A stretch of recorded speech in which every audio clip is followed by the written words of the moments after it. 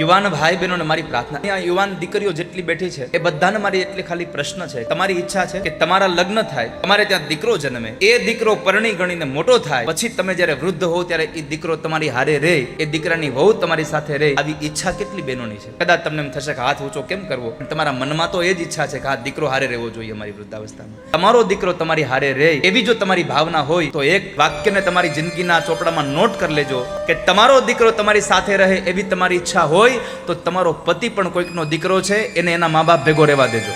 તમારો પતિ પણ કોઈકનો દીકરો છે, જો તમારા પતિને તમારા સાસુ સસરાથી, એના મા બાપથી તમે જુદો કરશો તો યાદ રાખજો, તમારા દીકરાની વહુ તમને તમારા દીકરા હારે નહીં રહેવા દે. કારણ કે જેવું કરો એવું જ ભરો, એ ભાવના કદી ભૂલશો નહીં. તમે જેવું તમે કરશો એવું થાય તમારી સાથે. અને આ સંસારમાં માતા પિતા બે જ વખત વધારે પડતા દુખી થાય છે. એક 25 વર્ષની દીકરી ઘર છોડી અને સાસરે જાય ત્યારે, અને એક દીકરો તર છોડે ત્યારે મા બાપ દુખી થાય છે.